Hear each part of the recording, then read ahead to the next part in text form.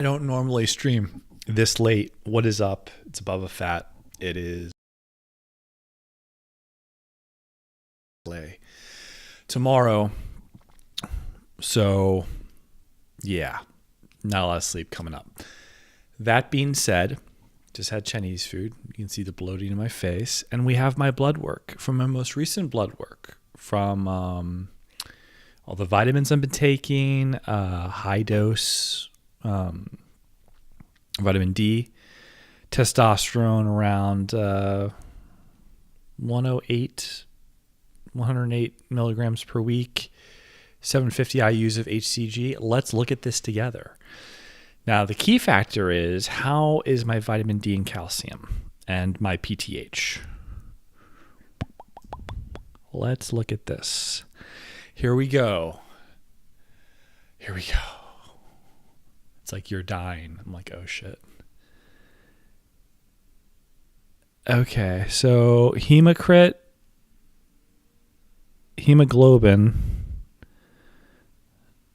high. Interesting.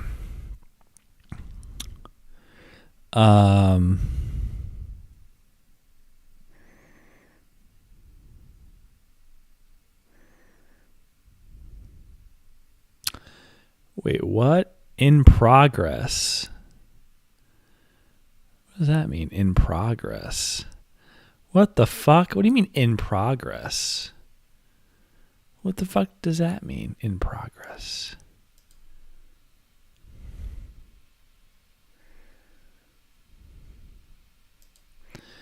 Okay, so they have some of it.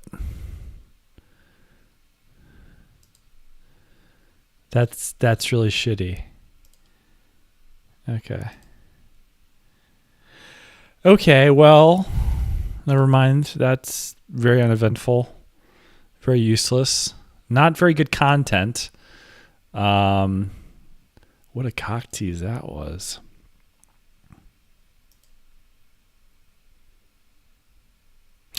Oh, sweet. Quest lets you like compare blood work. That's kind of dope. Interesting. That is interesting.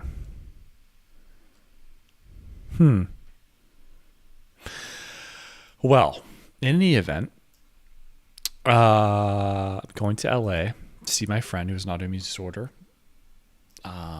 who told me that when they run out of money, they're going to drink a giant glass of potassium. I'm assuming with water, otherwise you'd get that kind of like pre-workout dry scoop thing. Even though you're trying to commit suicide, it's probably not the best way to do it. So mixed with water, I imagine, kind of gulp, gulp, gulp down. And that was very disheartening. I didn't like to hear that. I like need to down this. I'm like super inflamed, exhausted. The tip of my tongue has this like sore feeling, which I get like weird little like canker sores in my mouth sometimes when I have a flare, but I haven't had that in a while. This is all related to, I imagine, adjusting my dose or trying the Corimbi protocol and stopping it. One of the two, like trying it consistently and stopping it, because I'm afraid that I'm going to have kidney failure, renal failure. That's what I'm afraid about. I'm afraid that I have no doctor monitoring me. I tried something on a whim, as most people with autoimmune disease do, become disenfranchised, disenamored. They are disenfranchised youth. They are disenfranchised sick people from the medical community, because doctors are very conservative due to liability issues. They don't give you the stuff that works. They're like, you pay a doctor upfront fee like $25,000 to be a concierge medical person for you, and like infectious disease / autoimmune disorders, they give you a bunch of vitamins that they sell. That's their brand. Wonderful. What a con job. How fucked up is that? I'm getting vitamins. The first person I saw gave me vitamins and gave me testosterone. I had no idea how much it cost, charging me thousands of dollars a month for like normal shit, like low dose naltrexone, which is cheap as fuck, testosterone, which is cheap as fuck, HCG, and then The vitamins, it was like thousands of dollars as a subscription per month. Upfront fee, $25,000. When you're desperate, talking about like principles. I'm like, I don't think principles exist. I think some people have them and they're so intelligent that they can actually avoid, hurting innocent people. But I think for the most part, principles don't exist. It's a con job. There's this falsity. This propriety is like designed to keep you poor, where everyone else is fucking like working it. And if they're really smart, they don't really hurt anybody. Mr. Beast, he's killing children in Africa, but like he's having a good time. It's good content, Also, do you become the villain? Am I just jaded in some ways because I have an autoimmune disorder like he does, Crohn's disease? Are we just destined to be Lex Luthor because we're just so like, what the fuck? Now, I'll say this. This is my own doing. I was fine at 100, 102. I raised the dose. This happens. Most people aren't sensitive to a 10 milligram dose. Most people aren't sensitive to a 6 milligram dose. Why? Because even your compounding pharmacy, I think unless it's pharmaceutical grade, there's going to be some variance every time. So like your 110 dose 1 week will actually be like slightly off from that, your 110, 120. I don't know about 10% off, but I think there is some variance for the compounding.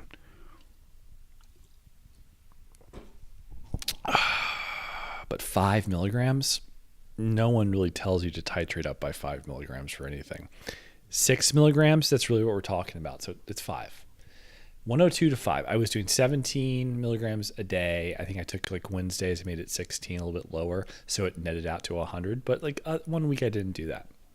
3 weeks in a row, I kept it at 18 to get that 108. Okay. 18 milligrams, 200 milligrams per milliliter. So it's 18's 36, 36 times 3. I'm like, that's 102 to 108. Come on. That my brain's supposed to turn on fire because of that. What? I do feel like there's a little less dopamine. I do feel like there's some reaching for words in my head, less visualization. But is that the testosterone or is that the exacerbation of the inflammation? Because of chicken, egg, There have been reports of people having like bad reactions to like HCG with testosterone. Maybe it's what it is. I aromatize too much and this level's too much for me. If you look at my old blood work, I was on like my level. This is crazy levels. Like I was on like 4. I was just fat. That's what it is. I'm fat. I was at like 475 nanograms per deciliter of testosterone a week with 30 milligrams of estradiol, excuse me. And, like that's because I was fat. I think I paid $500 for this blood work and it's like partially done. Come on, let's go. Why even post it? Partial. It's so weird. In progress. It must literally be doing this right now. They must literally be uploading it right now. That's wild.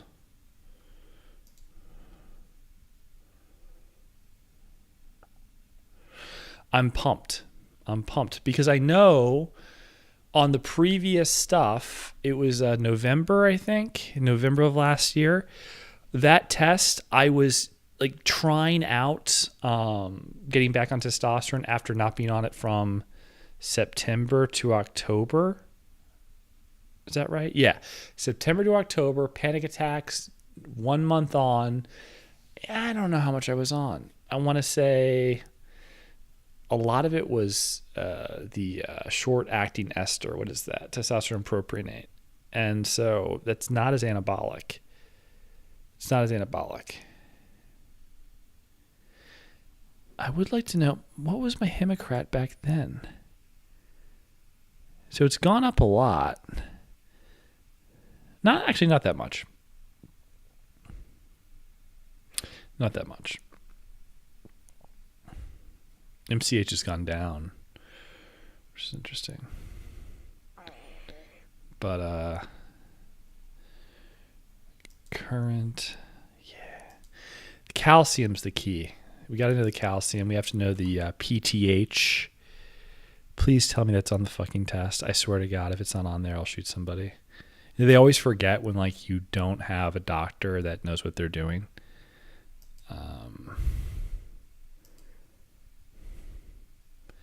In progress. What the fuck? In progress, my ass.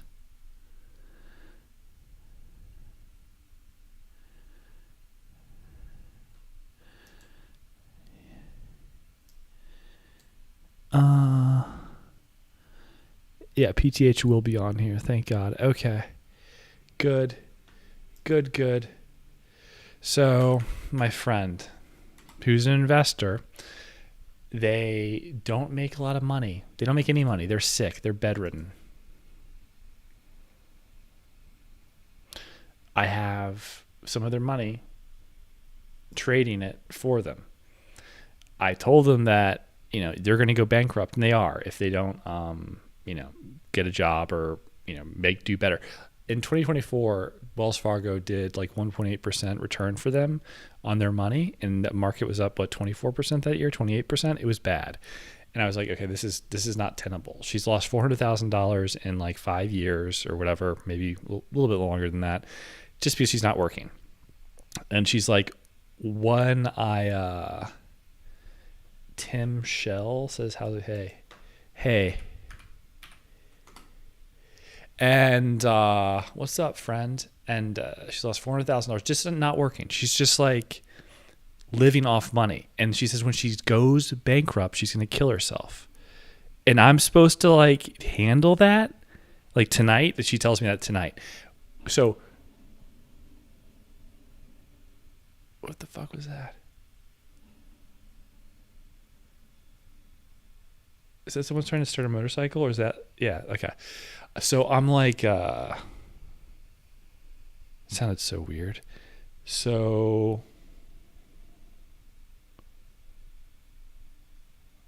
I hope that's what that was.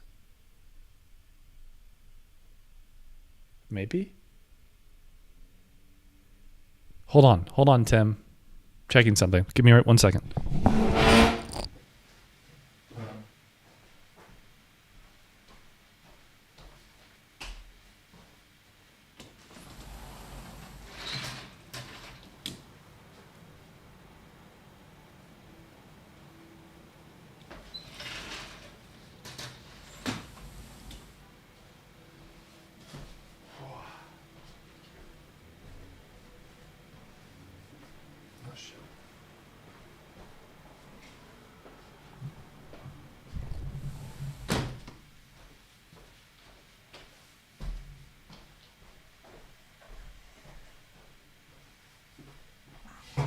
Okay, I'm back. So, my friend in LA, Tim, has long COVID. She went to very good schools. I can't out her, but she went to some of the best schools you can go to in the world. And she's been bedridden since COVID.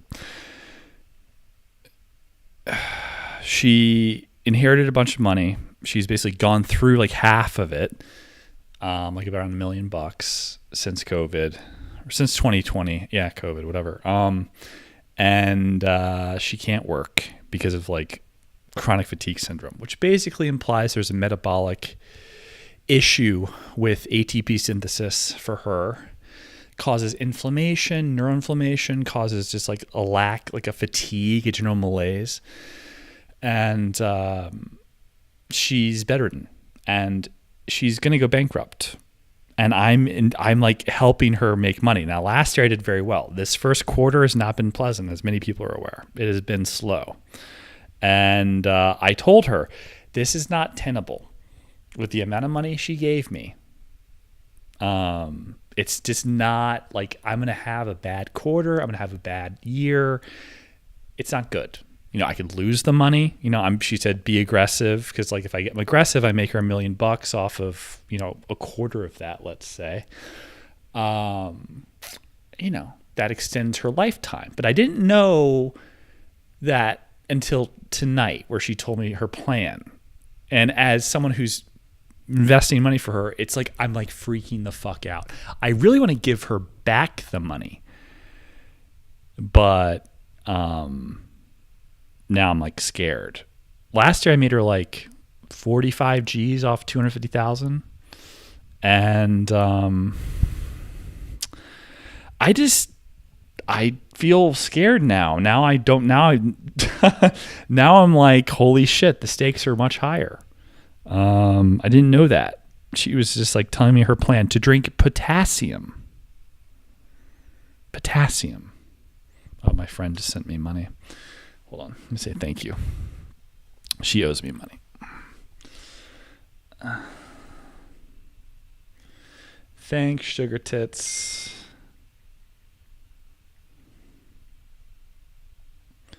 I'm doing my show. Thank you. Doing my show. Wilson. There we go. So she doesn't have any tits. Hers are very petite, but they're nice. They're shapely. Size doesn't really matter for tits. What you really want is good areola placement. One of the things I noticed with Brett, do you normally invest in stocks, or are you into crypto too? I think crypto is interesting as like a store of value, I suppose. It's more like an energy depreciation schedule. It's a hedge against the deflationary pressures on the dollar, or rather inflation on currency and the value of the dollar going down over time. But I think there's like a velocity of money issue with Bitcoin, and miners that make a living off of that are like squeezed around $50,000 per unit of Bitcoin.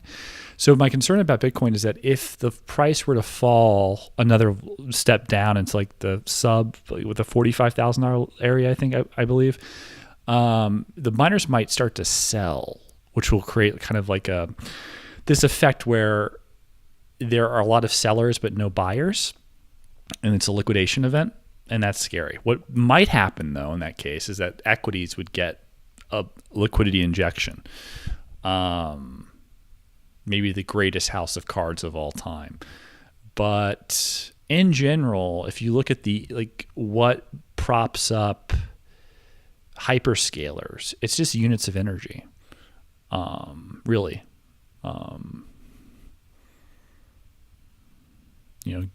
Gigawatts per hour, or you want to call them joules, whatever you wish to call it. That's it. And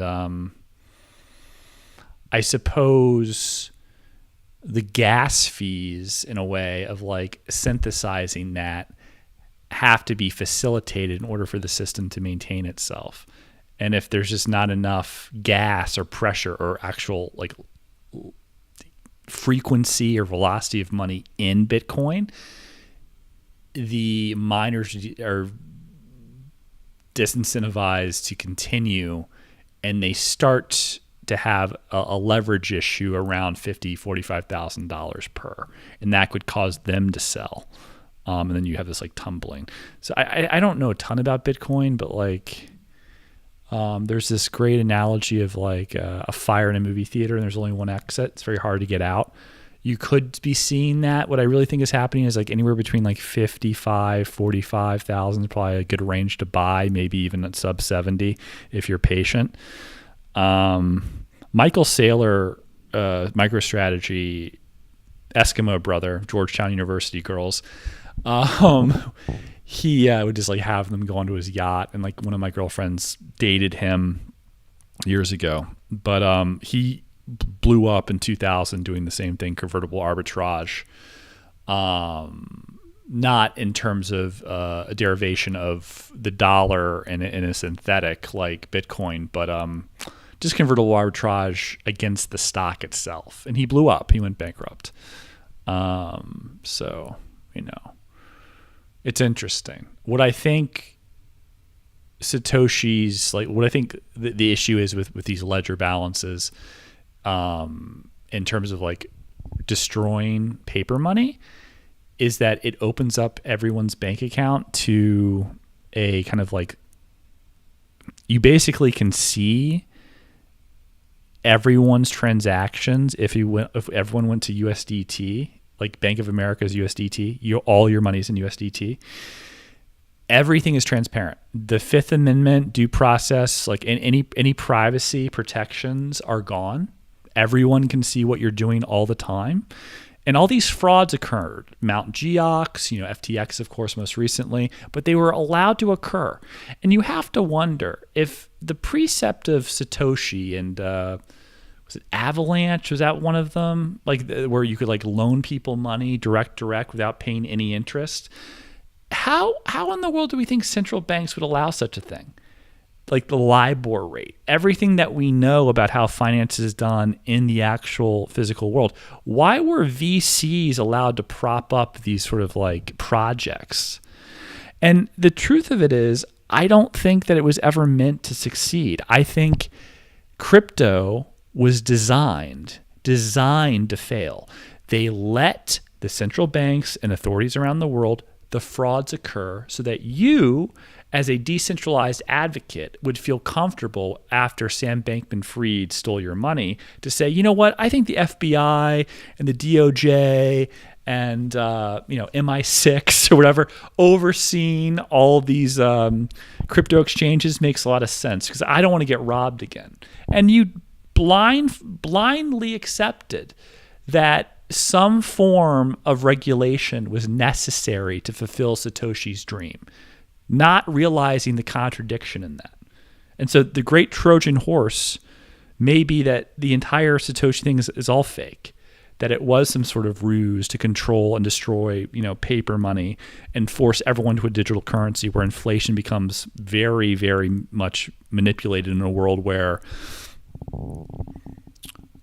you can print and burn coins, USD2 coins, in this opaque world where the actual floating money supply is a bit more complicated. It's completely controlled by the powers that be. And if you think about like central banks in the future and like you'll own nothing and be happy, how do you avoid inflation in a world where everyone's on universal minimum wage or a lot of people are on UBI, where technology, not crypto, but like AI has destroyed so many jobs and you're on the dole, so to speak? How do you, if you look at this COVID, the checks that came out, $1,400 a month, the amount, or a week, what was it, $1,400 a week? The amount of people that like just took that and invested in GameStop and what have you, these meme stocks. All of that created this massive inflationary spike. The only way you control inflation in that way is by taking money out of the system. Taxes. But what if no one really gets income anymore? Most of their income's, based off of some sort of unit of like energy creation where people play games for a living and that creates some sort of like utility function for like a tokenage for hyperscalers and data centers to continue running their models, just people are like idiocracy. You're playing like checkers, and by playing the game, almost like Facebook is like at the pretenses you're sharing like pictures and information with friends about like what you're doing and like, oh, this is the trip I went on, but in fact all that data is being sold to advertisers. So like the front end is like interface, users, growth. The back end is we're selling this data, click-through rates go up, right? So I think crypto could just be a giant Trojan horse for destroying any sense of proprietary control or self-determination over your money and your finances. But I could be wrong. I could be wrong.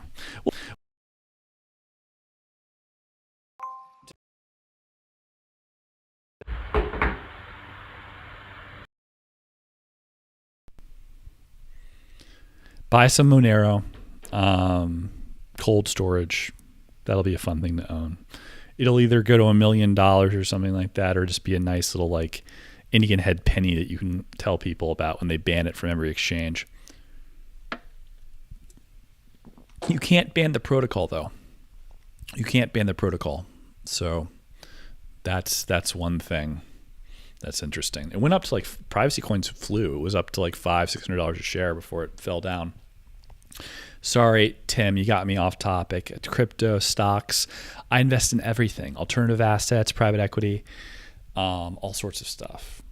I think that SaaS being crushed recently is an overplay, because if you think about like, how is it that you have, for instance, you could pay OneDrive or iCloud $5 a month, $10 a month, some nominal fee for storage. Or you could create your own cloud server at home and not pay them, but it's going to cost you more money. Infrastructure, your data, the amount of storage you have, it'll cost you more money. Energy costs. You can access it in the world. It can be yours. You don't have to pay a big provider. But because of the economy of scale in terms of that being available to multiple users, it allows them to offer it to you at a nominal price. Whereas if you just did it yourself, it would be more expensive. So $88 a month, enterprise CRM, SaaS, whatever platform, or a mom and pop HVAC company doing like, I don't know, $10 million a year in sales. Not mom, but you know what I mean? Like some local city, like Philadelphia's 66% market share HVAC company, or a box factory, $100 million company. They're not going to create their own CRM at this point in time and manage the back end. They're just not. It's too expensive to do that. You can't just trust AI agents to do that for you. You're not going to trust your IT department to manage that for you. You're going to pay ServiceNow, Salesforce, a HubSpot, a bullshit fee. Okay, so this idea that's it will be democratized. It'll be deflationary, but it's not going away. Look at Freshworks, $388 million in deferred revenue this past quarter. I mean, come on.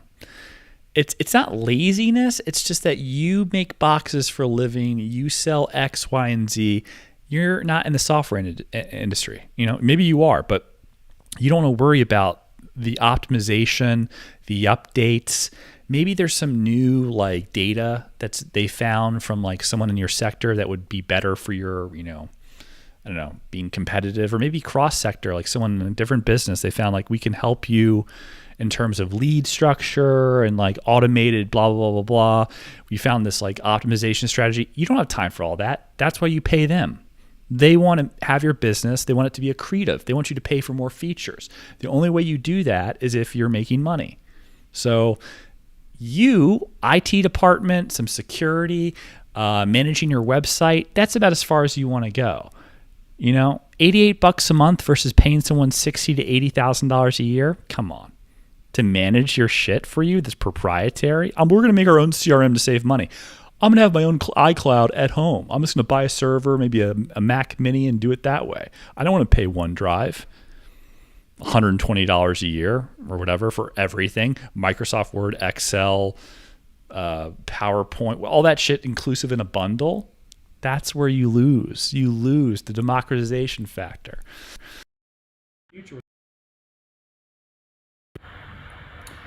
I worry that there's just not enough competition. Like the actual ability to fight Google in the future will be very difficult.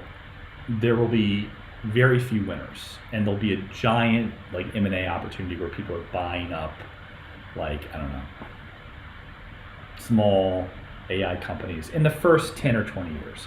After that, the models will be so good that there'll be a model that's like Zuckerberg. The new companies that emerge are actually designed by AIs to find inefficiencies. So algorithms will be building algorithms. We have no chance to compete. This is called the Flynn effect, where like a master species actually basically makes itself extinct by consuming all the resources. In a way, we're creating our own obsolescence, Skynet, we've seen it before. And that's when the aliens come in and reset the simulation, hopefully, because Ted Kaczynski was right. We have no business. This is not life. Our life is supposed to be more simplistic. The Singularity, Living Forever, Autistic Weirdos from Silicon Valley. Clavicular is a very handsome young man. Haha, looks Max. Mog. So yeah, it's a very kind of viewpoint, but it's accurate, I think. Tim. Yeah, so my friend's gonna commit suicide if I don't make the money. What else is going on? I am sick. I have some neuroinflammation today, probably because of testosterone, which means that it's useless because I can't take too much of it. Otherwise, the inflammation's more frequent, and I get more brain fog. Too little, I'll have panic attacks. It'd be anabolic either. Like I'll have more dopamine, less inflammation, but more panic attacks, and I'll just be fat. Dude, I can't win. Give me 120, 125, killer. I'm six pack, easy. 150, also killer, but my hair starts to get a little iffy. The question becomes, what is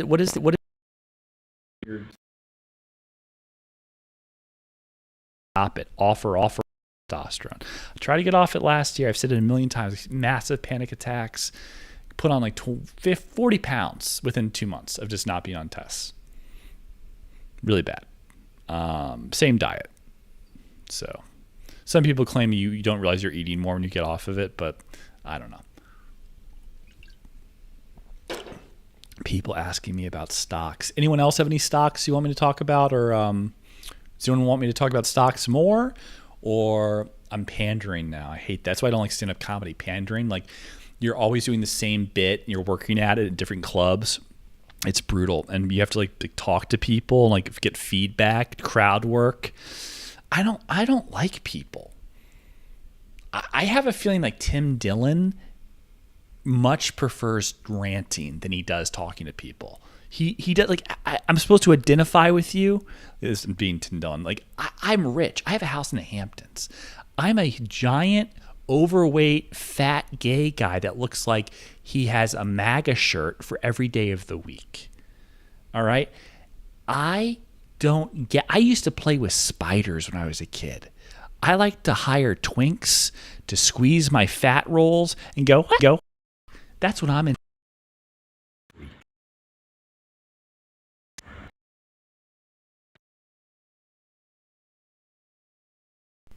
That's Tim Dillon, not me. Not me. That's Tim. I probably lost someone on that rant. That's like that makes the best comedians. Like that's what it is. Like you have trauma. You obviously have trauma in your life, and something bad happened to you when you play with spiders. When you decide to be a gay man who's like morbidly obese. Like that is weird, you know? Like you just get away with it. It's very strange.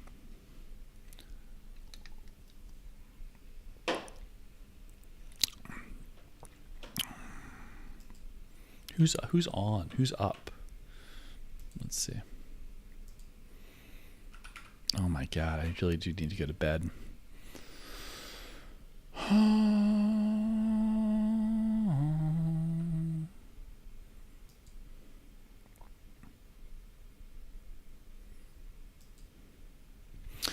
Oh, you were here before. I can't look you in the eye. You're just like an angel. Your skin makes me cry.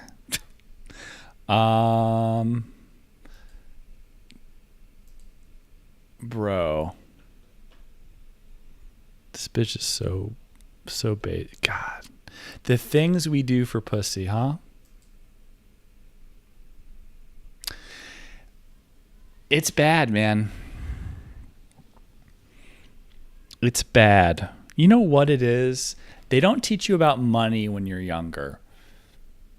They teach you about stuff that doesn't matter at school. You don't learn about money. I swear to God, you don't learn about money like ever until like you're out of school, unless you go to a grad school, you get an MBA.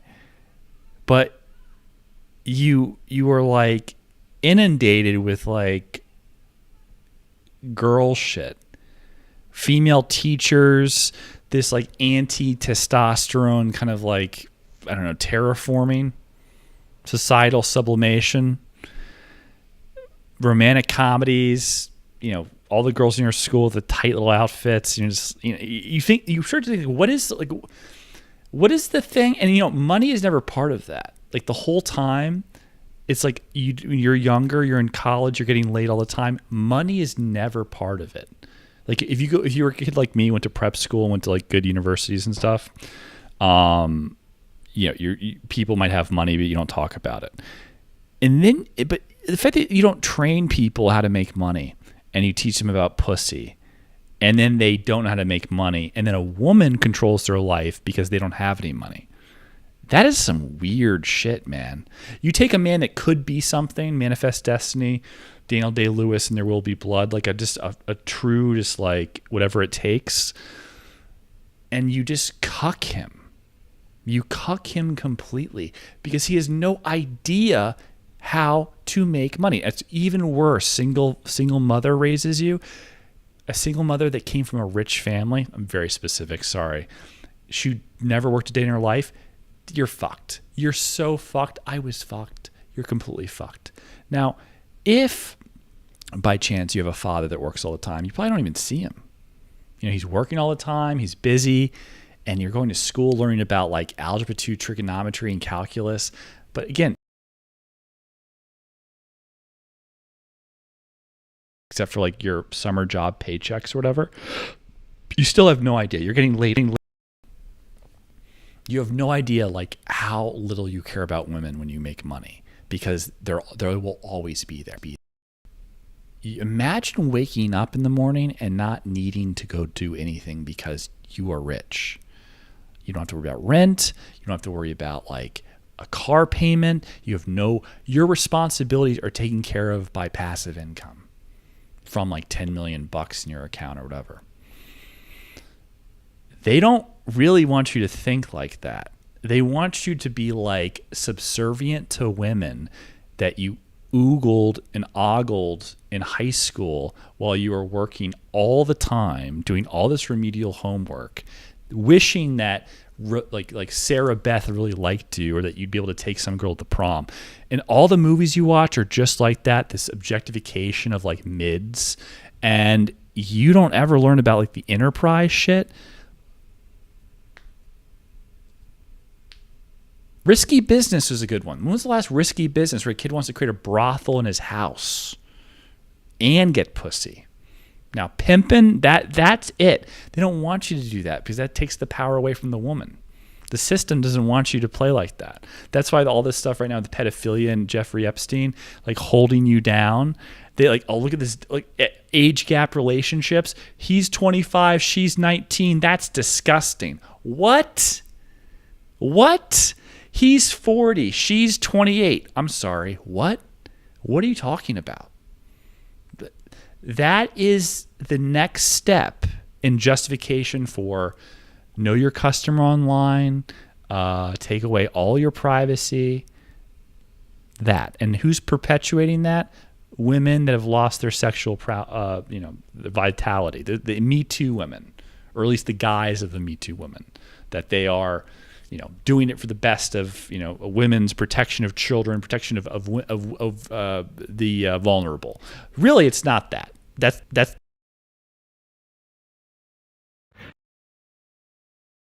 they want you to have no privacy and no power.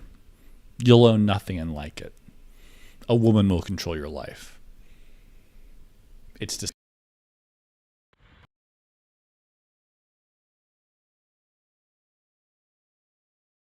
Rest in peace.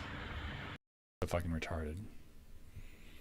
Her net worth did not come close to how dumb she was. And it's part of the reason she was dumb. Because she came from money. And she taught me and my brother to hate our father and to hate her brothers, all of whom are millionaires from the family business. They buy out my mom's stock when she dies because she alienated me from them, and we weren't part of the family. Thanks, Mom. brilliant idea. Alienate me from my multi-million-dollar investment banker father, alienate me from her family. Yeah, and that's my mom in a specific subjective case. I get it. Not really related to you guys or anyone else per se, but women in general. It can be applied. They generally think they know best. Moms will do so much to protect their children and keep them from harm's way, when in fact you need to throw your kid into the gauntlet for them to build character and like figure shit out. Kids need to feel shit like pain, suffering, adversity. Moms try to protect you. Dads know the kid needs that. That's why single father households have the same outcome of like college graduation, avoiding prison sentences and all that. Single mother, no. It is the complete opposite. Horrible. Two-parent households and single father households have the same outcomes for their children. That should tell you something. It's not that moms are evil or solipsistic. I mean, maybe they are in some ways, or they're delusional. They mean well, but children need to feel the life of someone who has no protection, to build the backbone and the character and the street smarts to like not be afraid of adversity. They are more forgiving. Women, bread mom. Women are more forgiving. Well, what I mean to say is like women want this is a great example. My first girlfriend ever, I was like 19. That's the year my mom died. My mom told me she's just going to break your heart. Now, is this some like female competition? She doesn't like any of my intention not being on her because she's my mom? Maybe. Is it some selfishness because she's about to die? You know, maybe. She's bitter. Maybe. She says this girl's just about to break my heart, but she's on her deathbed and she's about to die. Like, frame of reference that my mom, could possibly be hurting me by her dying. But this random girl that I just met within the last year, that's the evil one. That's the bad one. Not that my mom's bad, but that's going to hurt more than my mom dying. Just completely irrational thinking.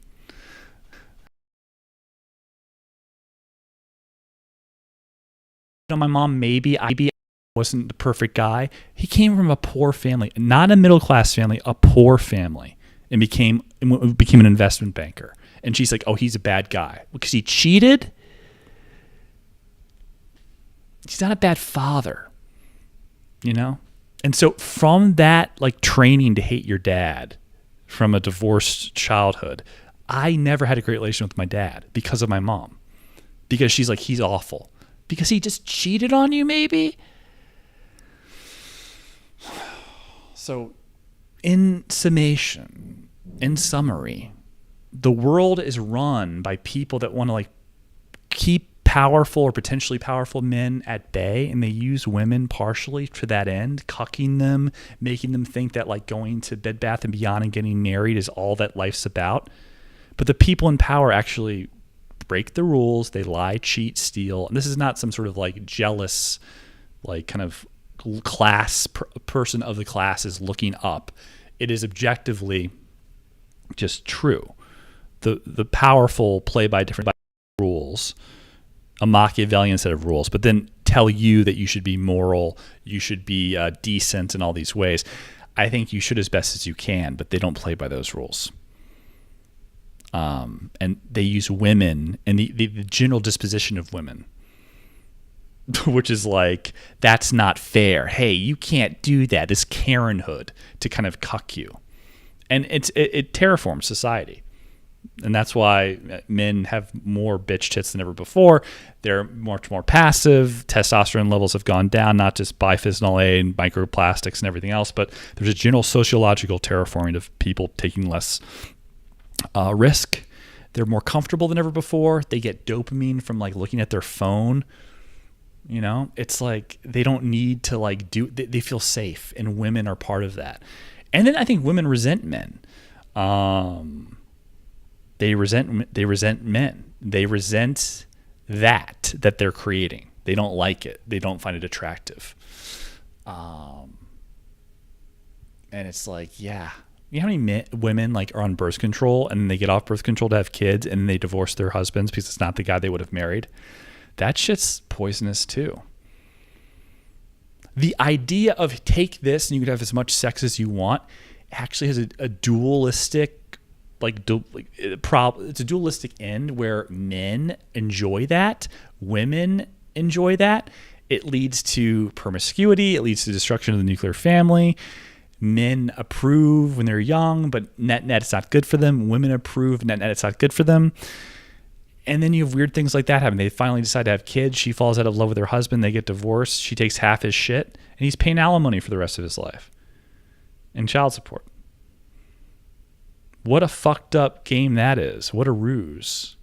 It's like one of the most fucked up things I could possibly think of. Incentivizing women to like divorce their husbands, drugging them when they're young to have as much sex as they want, only for them to have kids and want kids, but with the wrong partner because they were drugged up and deluded in the first place. Like that's not the person for them. What birth control does is it increases the period before ovulation where you like safe men, and then they get off it. They have their normal predisposition, and they want a guy with a strong jawline. They want like a Chad or whatever. And it's like their comportment naturally is different. But isn't that fascinating that essentially these women are being like cast off to be like complacent and pick safe men and build these systems only to leave them?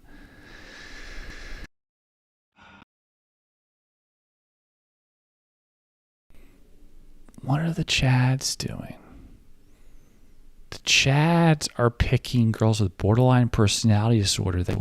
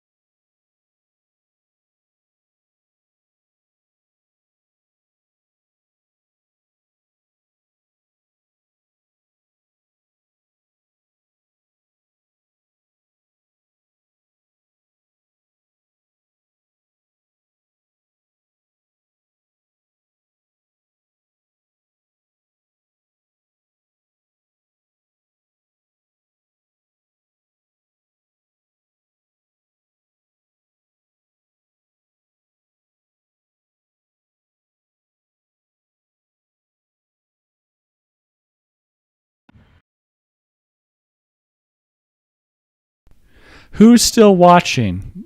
Chat me. Say it. Say your name. Heisenberg. It's just some random like African guy now who's like trying to get me to send him like Bitcoin or something to get followers or whatever. Probably to be like, hey, it looks like you need more viewers. You think like in prime time when I'm not sleepy, I couldn't just like bot my account and make like 30,000? Of course I could do that. That's probably what everyone does. I enjoy talking just for the sake of talking. I like to feel good about myself. And the only way I feel good about myself is if I do things that are like make me happy that don't involve money.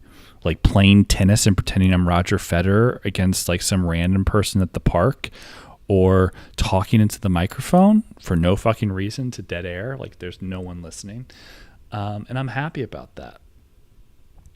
Like a fat kid that like found a homeless person's stash on the side of the road and it's like M&Ms that are unopened. He's like, oh my God, this is like gold for them. You know? Do you think there's like a kid that fat that like some homeless person who gets scraps from restaurants like after the like, you know, end of the night, that they get so much candy and free shit from the convenience store around the corner, they like give them in the alley when they're dumping out like old inventory, that the fat kid sees like an unopened M&Ms and just like on the ground, on the street, and it's just like, oh my God, this is like a Willy Wonka ticket, or this is like a gold bar, or this is a Bitcoin tangibly. That's what America's become. The immediate gratification for so many people is like the homeless person under the bridge is staring at their phone, like swiping, and you do the same thing, and you think you're better than them. You both are addicted. They might do heroin and fentanyl stuff also. It's honestly their fault. But you guys have the same, like, I need to feel good. It's, you've been tricked, you know? You know how much better you feel when your phone's charging in the other room because it went to zero for like the third time in a day or whatever, and you forget that it's there? How much more focused you are? How much like concise, long form focus? Like you just took a fucking Adderall? Dude, get away from your shit. Ted Kaczynski was right. Go out, go touch grass. Fuck a girl in a sandbox or something. Anything. Like, I was at Quest Diagnostics getting my blood work done the other day, and a girl was chatting me up. What girl chats up a guy? Oh, I talked about this in the last pod. In the waiting room, bunch of chairs, completely empty. Girl comes in, sits down right next to me. Like a guy at the urinals comes up right next to you, and then he pulls his pants all the way down to his ankles and says hi. Like, what the fuck? Like, when does that happen? She had a nose ring. She had like the tattoos on her ankles. Her tan was a bit like, patchy, fake tan. 5'10", maybe 120 pounds. Smoke show, maybe like a 7 in the face, but still ready to rock. Clearly, like she's like, you look like a guy that knows about the weather. I'm like, you sound like a guy trying to chat up a girl, and this is like a reverse Uno thing. Weird. Like, what a weird statement. I'm like, talk to her about my autoimmune disorder, how I might die if I take too much vitamin D. And she's like, God, I don't want you to die. You don't want me to die? I get out. I guess she's in getting her blood work. I'm waiting for my Uber to take me back downtown. I'm like, why don't I just cancel it and make it seem like I'm waiting for it while she comes out? And she's like, do you want to get a ride? I'm like, how would I drive your car and you just like suck me off for an hour and I just drive around? And she'd be like, okay.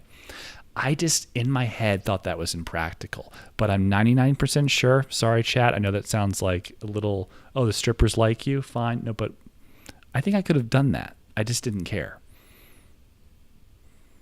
Maybe because my phone told me that that's not dopaminergic enough. Maybe I need to watch a bunch of like, I don't know, Nick Fuentes clips. Like, I'd prefer that. That's a better use of my time. That's where we are. The joie de vie we're missing. Put down your phone. Tell a girl you love her. Get away from technology. Dude, make as much money as possible and it's like log off. You're a trader, whatever you are. accept that the market's going to yield you 5% and just walk away and to say, you know what, I'm better than the ETF, but I don't want to look at a computer ever again. That's when you realize like what life's about. You became the best at something, you made millions of dollars doing something, and you just walk away from it and you let someone else surpass you. Because everything in life is like that. You lose, but it's on your own terms. You just walk away. I'm not going to be the best anymore. I made $7 million trading from $850K. And I'm just going to turn off my computer now and like read books and write children's books or something for a living and smoke cigs, hang out by the pool, get drunk at night talking to my friends about stories, being a raconteur, getting really lean like Alain Delon in Purple Noon. And that's just what I'm going to do. I'm going to spend some summers in Biarritz. I'm going to just enjoy my like small Parisian apartment, and I'm just going to like my parquet floors. I'm like, I've always wanted parquet floors. I'm very happy. And I'm making money off my 5% in an ETF when I did 28% compounded for 10 years in a row. Adjusted. Risk adjusted. I'm just going to not look at a computer anymore. I'm choosing to let my skills diminish to do something else. That's what life's about. It really is. Once you realize that you can't hold on to anything, even your talents, it's beautiful. And you're just grateful for spending time with people in this world that care about you. Yes. Own that. That's it. And they are really, really amazing. And you should think about that. You should think about watching sunsets, because you only have so many of them. 365 a year. Well, that's actually a lot. That's a lot of staring at the sun. You'll be blind like the third time. What I mean to say is like, enjoy your moments. Okay. I have to go to bed. I have a flight in 6 hours. If I don't see ya, have a happy afternoon, good morning, and good night. I fucked that up, whatever. All right. Bye, guys. Bye-bye.